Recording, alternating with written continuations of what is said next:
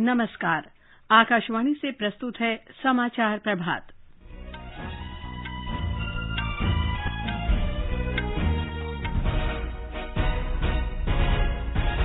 संसद का मॉनसून सत्र कोविड-19 के कारण पहली बार कई नई व्यवस्थाओं का साक्षी बनेगा।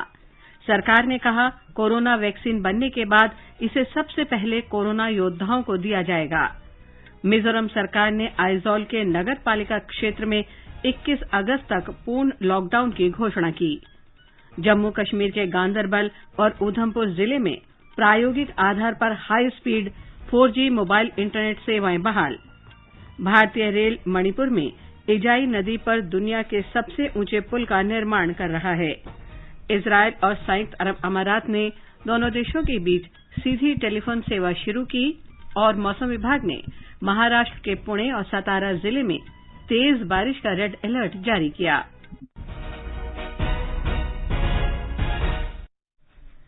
समाचार प्रभात के इस अंक में अपने सहयोगी नवीन सक्सेना के साथ मैं लवली निगम।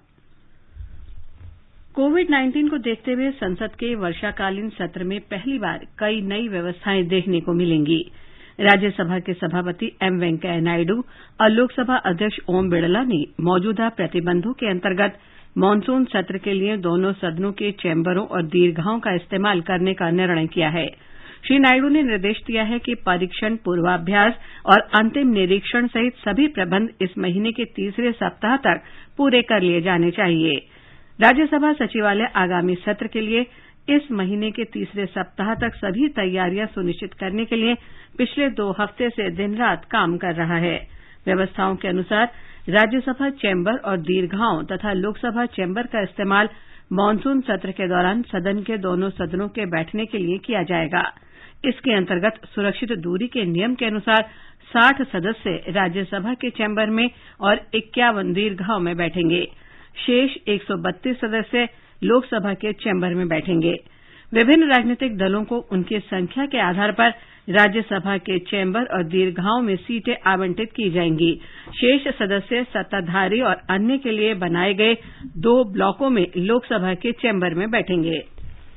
स्वास्थ्य राज्य मंत्री अश्विनी कुमार चौबे ने कहा है कि कोरोना वैक्सीन बनने के बाद सबसे पहले कोरोना योद्धाओं को उपलब्ध कराया जाएगा। उन्होंने कहा कि अभी 3 वैक्सीन परीक्षण के विभिन्न चरणों में है और वैज्ञानिक इनकी सफलता के लिए कठिन परिश्रम कर रहे हैं। श्री चौबे ने राष्ट्रीय डिजिटल स्वास्थ्य मिशन के शुभारंभ का स्वागत किया।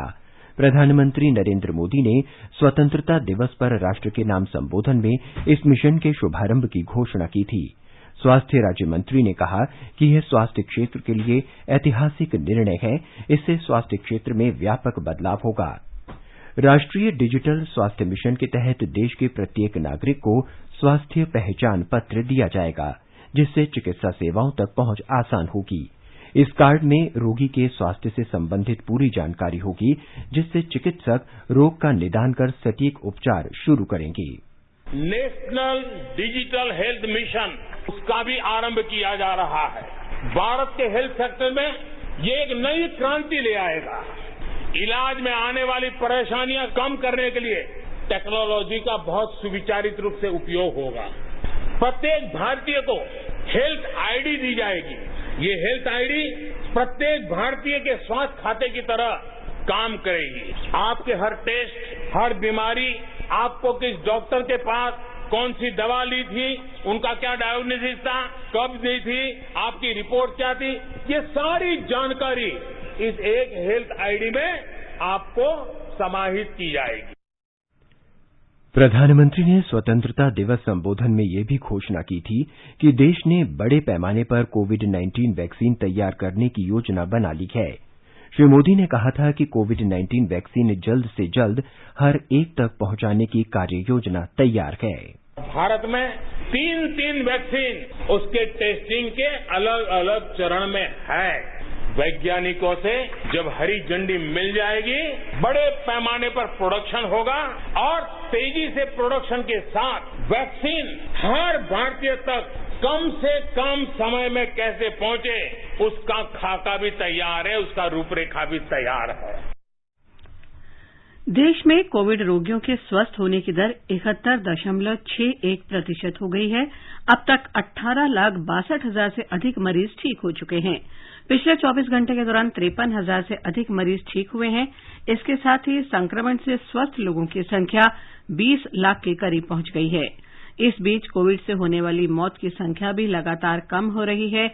भारत में अन्य देशों की तुलना में इस महामारी से मरने वालों की संख्या सबसे कम बनी हुई है। देश में इस समय यह दर 1.93% है। इस महामारी से 49,980 लोगों की मौत हो चुकी है। अमेरिका में इस महामारी से मरने वालों की संख्या 23 दिन में 50,000 को पार कर गई थी। ब्राजील में 95 और मेक्सिको में 141 दिन में 50,000 से अधिक लोगों की मौत हुई, जबकि भारत में 156 दिन में इतने लोगों की जान गई। भारत में कोविड जांच की क्षमता में लगातार वृद्धि हो रही है। बीते एक दिन के दौरान देश में 7,46,608 नमूनों की जांच की गई। रक्षा मंत्रालय ने बताया कि जांच, पहचान और उपचार रणनीति पर विशेष ध्यान दिया जा रहा है। प्रति सप्ताह रोजाना जांच करने की औसत दर जुलाई के पहले हफ्ते में लगभग 2,30,000 थी, जो मौजूदा सप्ताह में बढ़कर 7 लाख से अधिक हो गई है। देश में अब तक 2,93,09,703 नमूनों की जांच की जा चुकी है। दिल्ली में कोविड के कुल 652 नए मामले दर्ज हुए हैं। राजधानी में कोरोना से संक्रमित मरीजों की संख्या 1,52,580 हो गई है। मृतकों की संख्या 4,196 हो गई है। इस समय दिल्ली में कुल सक्रिय मामलों की संख्या 10,823 है। बिहार में कोरोना संक्रमित लोगों की संख्या 1,04,093 हो गई है। कल 2,187 लोगों में संक्रमण की पुष्टि हुई। राज्य के प्रधान सचिव प्रत्यय अमृत ने कहा कि जांच तेज होने के बाद संक्रमण दर में कमी आई है। एक रिपोर्ट। बिहार देश का 8वां राज्य हो गया है जहां कोरोना मरीजों की संख्या 1 लाख से अधिक है। 72,566 मरीज अब तक स्वस्थ हो चुके हैं और 30,989 मरीजों का इलाज विभिन्न अस्पतालों में चल रहा है। कोरोना के कारण 537 मरीजों की मौत हो गई है। लोगों के स्वस्थ होने की दर 70% है। पटना में सबसे ज्यादा संक्रमित मरीज 16,621 हैं। मुजफ्फरपुर में जहां पॉजिटिव मामलों की संख्या 4,244 है, वहीं भागलपुर में 4,151। इस बीच राज्य सरकार ने कोरोना संक्रमण को देखते हुए 6 जिलों अरवल, बेगूसराय, बक्सर, मधुबनी, मुजफ्फरपुर और पूर्णिया में सीरो सर्वे कराने का फैसला किया है। आकाशवाणी समाचार के लिए पटना से कृष्ण कुमार लाल। पंजाब में 1,165 मामलों के साथ कोरोना वायरस से संक्रमित लोगों की संख्या बढ़कर 31,206 हो गई है। इनमें से 19,431 लोग स्वस्थ हो चुके हैं। राज्य में 40 और मरीजों की मौत होने के साथ मृतकों की संख्या 812 हो गई है। वर्तमान में राज्य के विभिन्न अस्पतालों में 10,963 मरीजों का इलाज चल रहा है। गुजरात में कल 1,120 लोगों में कोरोना संक्रमण की पुष्टि हुई। कुल संक्रमितों की संख्या 78,783 हो गई है। 61,496 लोग उपचार के बाद स्वस्थ हुए हैं। राज्य में संक्रमण मुक्त होने की दर बढ़कर 78.06% हो गई है।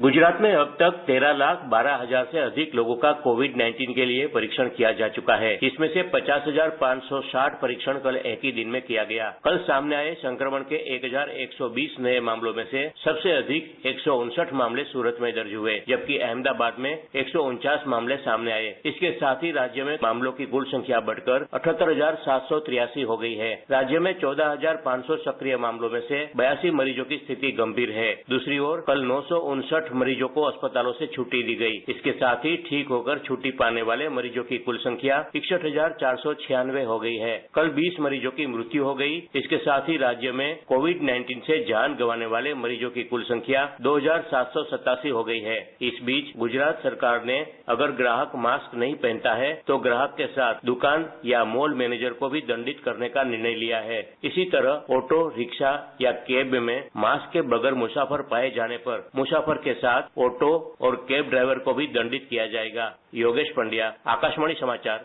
अहमदाबाद।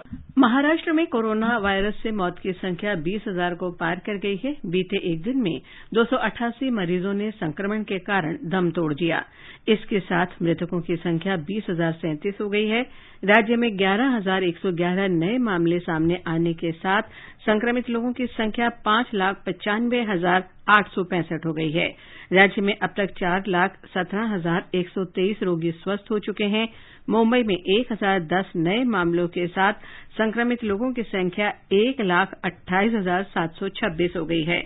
यहां मृतकों का आंकड़ा बढ़कर 7,133 हो गया है। मिजोरम सरकार ने आइजोल के नगरपालिका क्षेत्र में तत्काल प्रभाव से पूर्ण लॉकडाउन की घोषणा की है, जो इस महीने की 21 तारीख की सुबह तक लागू रहेगा। एक सरकारी बयान में कहा गया है कि यह निर्णय कोविड-19 के फैलाव पर रोक लगाने और अग्रणी स्वास्थ्य क्रमिकों को अधिक व्यापक निगरानी रखने और रोगी के संपर्कों का पता लगाने में मदद मिलेगी। अधिकारियों ने बताया कि इस आदेश के अनुसार आइजोल नगरपालिका क्षेत्र के दायरे में आने जाने पर पाबंदी रहेगी, परंतु पुलिस, चिकित्सा स्टाफ, मीडिया और दूध वितरण सहित अनिवार्य सेवाओं को लॉकडाउन से छूट दी जाएगी। मेघालय में 82 नए मामलों का पता लगने के साथ कोरोना के मामलों की संख्या 1,374 हो गई है। इनमें 693 सक्रिय मामले हैं। नए मामलों में 20 पूर्वी खासी हिल जिले से हैं। इनमें सीमा सुरक्षा बल के 5 कर्मी और 15 नागरिक शामिल हैं। राज्य में कोरोना से अब तक 6 लोगों की मौत हुई है। पश्चिम बंगाल में कोविड के मरीजों के स्वस्थ होने की दर बढ़कर 74% हो गई है। राज्य में अब तक 86,771 मरीज स्वस्थ हो चुके हैं। राज्य के स्वास्थ्य विभाग के अनुसार 3,066 नए मामले सामने आने के साथ अब तक लगभग 1,16,500 लोग वायरस से संक्रमित हो चुके हैं। राज्य में संक्रमण से 51 और लोगों की मौत होने से मृतकों की संख्या 2,428 हो गई है। तमिलनाडु सरकार ने चेन्नई नगर निगम के अधिकार क्षेत्र में आने वाली शराब की सरकारी दुकानें कल से खोलने का फैसला किया है। कोरोना संकट के कारण ये दुकानें बंद कर दी गई थीं। राज्य के दूसरे हिस्सों में शराब की दुकानें 7 मई से खोल दी गई थीं। इस बीच तमिलनाडु में कोरोना के कुल मरीजों की संख्या बढ़कर 3,38,000 हो गई है। कल राज्य में 5,950 नए रोगी सामने आए। प्रदेश में अब तक 2,78,000 से ज्यादा मरीज कोरोना से पूरी तरह स्वस्थ हो चुके हैं। एक रिपोर्ट। स्वास्थ्य विशेषज्ञों द्वारा कोविड-19 महामारी के बाद के प्रभावों पर प्रमुख रूप से चर्चा की जा रही है। कई मामलों में ठीक हुए लोगों ने स्वास्थ्य संबंधी अन्य समस्याएं दर्ज कराई हैं, जो पुरानी या फिर कोविड-19 संक्रमण से मुक्त होने के बाद से संबंधित हो सकती हैं। राज्य के मुख्य सचिव डॉक्टर जे राधाकृष्णन ने बताया कि ऐसे मामलों से निपटने के लिए तमिलनाडु स्वास्थ्य विभाग ने चेन्नई और मदुरई में कोविड परवर्ती स्वास्थ्य केंद्र खोलने का निर्णय लिया है। उन्होंने बताया कि स्वस्थ हुए लोगों की 7, 14 और 28 दिन के अंतराल पर जांच की जाएगी और पता लगाया जाएगा कि उन्हें स्वास्थ्य संबंधी कोई समस्या तो नहीं है, ताकि आवश्यकता अनुसार उनका उपचार किया जा सके। इससे कोविड महामारी संक्रमण के बाद की स्थिति को समझने में सहायता मिलेगी और इससे निपटने के लिए नजरिया साफ हो सकेगा। चेन्नई से जयसिंह की रिपोर्ट के साथ समाचार कक्ष से श्रीराम शर्मा। ओडिशा में पिछले 48 घंटों के दौरान कोरोना के 1 लाख नमूनों की जांच की गई है। राज्य में अब तक कोविड के 9,08,058 नमूनों की जांच की जा चुकी है। राज्य जल्द ही 10 लाख नमूनों की जांच के साथ एक अन्य महत्वपूर्ण पड़ाव को पार कर लेगा। प्रदेश में कोरोना के कुल पॉजिटिव मामलों की संख्या 60,050 हो गई है। कल 2,924 मामले सामने आए। राज्य में अब तक 42,277 रोगी कोरोना से उबर चुके हैं। फिलहाल ओडिशा में कोरोना के 17,377 रोगियों का इलाज चल रहा है। ओडिशा में कोरोना संक्रमितों की संख्या में इजाफा हुआ है, साथ में नमूना जांच की संख्या में भी बढ़ोतरी हुई है। इसके चलते नए संक्रमितों की पहचान होने से सही समय में उनकी देखभाल हो पा रही है और आगे की संक्रमण को भी रोकने में मदद मिल रहा है। इस रणनीति का एक सफल मिसाल है राज्य की गंजाम जिला। यह जिला कुछ ही हफ्ते पहले तक राज्य की कोविड-19 हॉटस्पॉट था। पिछले 2 दिनों में ही जिले में 14,953 नमूना जांच से पता चला कि यहाँ की संक्रमण दर काफी नीचे उतर के अब 3.6% हो गई है। दूसरी ओर राज्य की औसतन संक्रमण दर 5.5% है। इसके अलावा संक्रमितों की इलाज और देखभाल की व्यवस्था के चलते राज्य में कोरोना संक्रमितों की मृत्यु दर भी 0.58% है, जो कि देश में सबसे कम है। गिरीश चंद्र दास, भुवनेश्वर। ये समाचार आकाशवाणी से प्रसारित किए जा रहे हैं। समाचार प्रभात में आपका फिर स्वागत है। आगे बढ़ने से पहले एक नजर फिर से मुख्य समाचारों पर। संसद का मानसून सत्र कोविड-19 के कारण पहली बार कई नई व्यवस्थाओं का साक्षी बनेगा। सरकार ने कहा, कोरोना वैक्सीन बनने के बाद इसे सबसे पहले कोरोना योद्धाओं को दिया जाएगा। मिजोरम सरकार ने आइजोल के नगरपालिका क्षेत्र में 21 अगस्त तक पूर्ण लॉकडाउन की घोषणा की। जम्मू कश्मीर के गांदरबल और उधमपुर जिले में प्रायोगिक आधार पर high speed 4G mobile internet सेवाएं बहाल। भारतीय रेल मणिपुर में इजाई नदी पर दुनिया के सबसे ऊंचे पुल का निर्माण कर रहा है। इजराइल और संयुक्त अरब अमारात ने दोनों देशों के बीच सीधी टेलीफोन सेवा शुरू की। और मौसम विभाग ने महाराष्ट्र के पुणे और सतारा जिले में तेज बारिश का रेड अलर्ट जारी किया। जम्मू कश्मीर के 2 जिलों में हाई स्पीड मोबाइल इंटरनेट सेवा प्रायोगिक आधार पर बहाल हो गई है। ये सेवाएं कश्मीर के गांदरबल और जम्मू क्षेत्र के उधमपुर में कल रात से बहाल की गई हैं। जम्मू कश्मीर के गृह विभाग ने कल इस आशय का आदेश जारी किया था। ये आदेश 8 सितंबर तक मान्य रहेगा। आदेश में कहा गया है कि हाई स्पीड इंटरनेट सेवा पोस्टपेड ग्राहकों को दी जाएगी और सत्यापन प्रक्रिया पूरी होने के बाद प्रीपेड ग्राहक भी इस सेवा का लाभ उठा सकेंगे। जम्मू कश्मीर के बाकी हिस्सों में केवल 2G सेवा मिलेगी।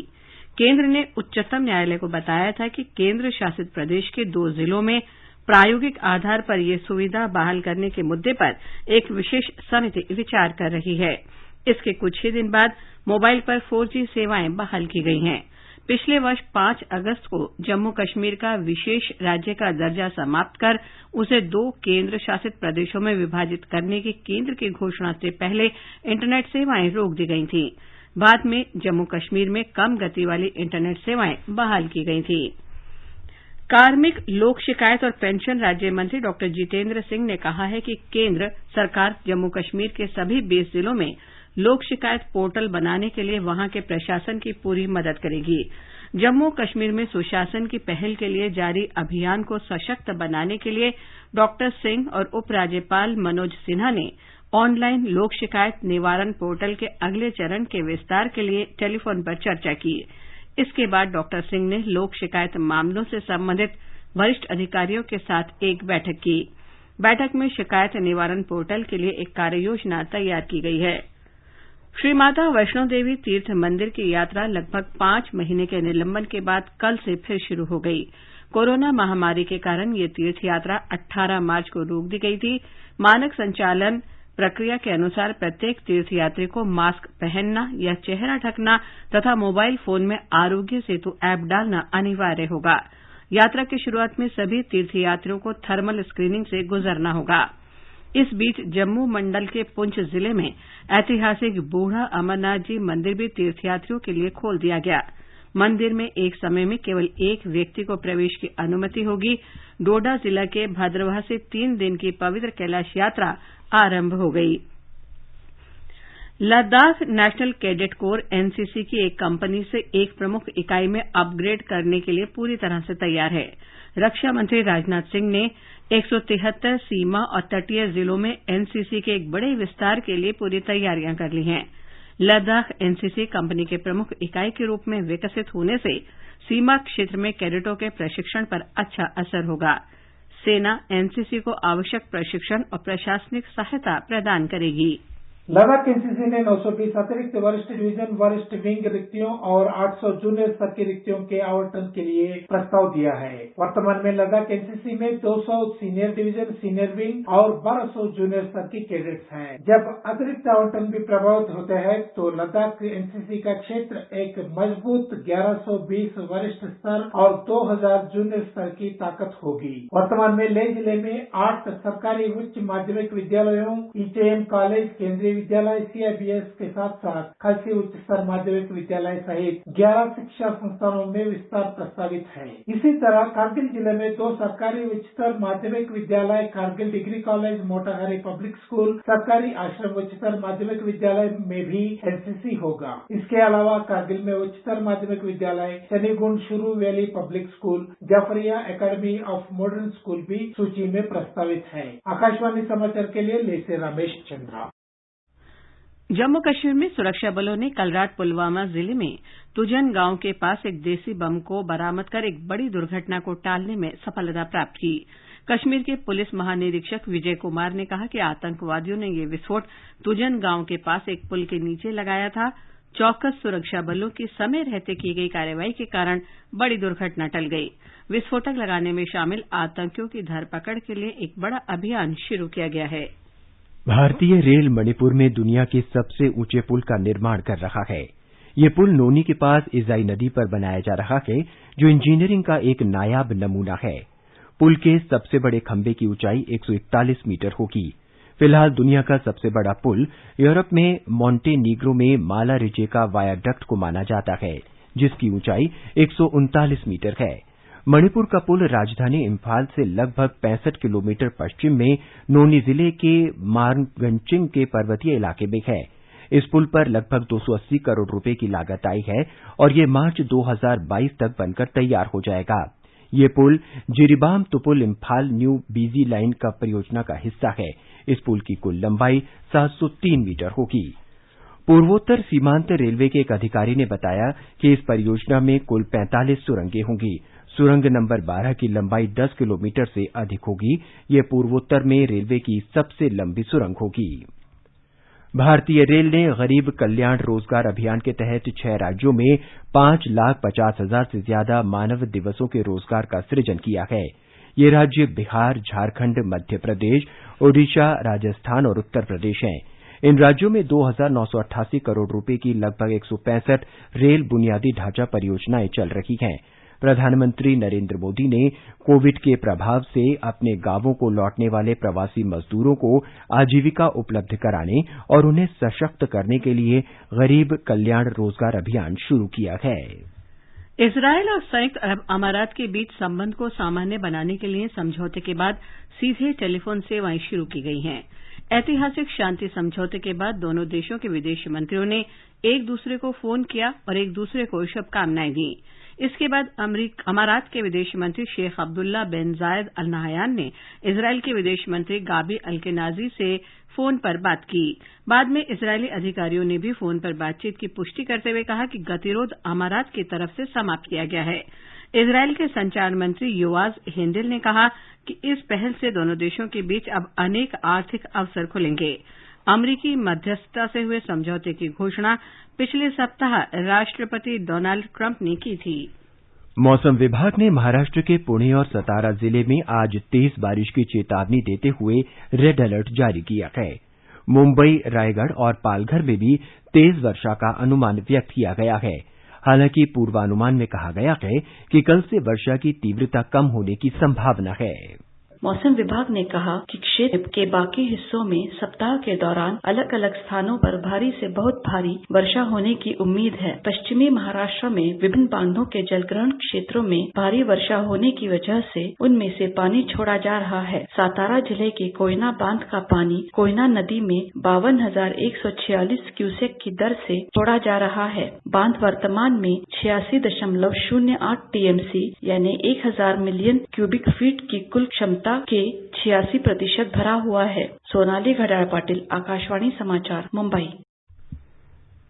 दक्षिणी छत्तीसगढ़ में पिछले 24 घंटों से हो रही मूसलाधार बारिश के कारण जनजीवन पर असर पड़ा है।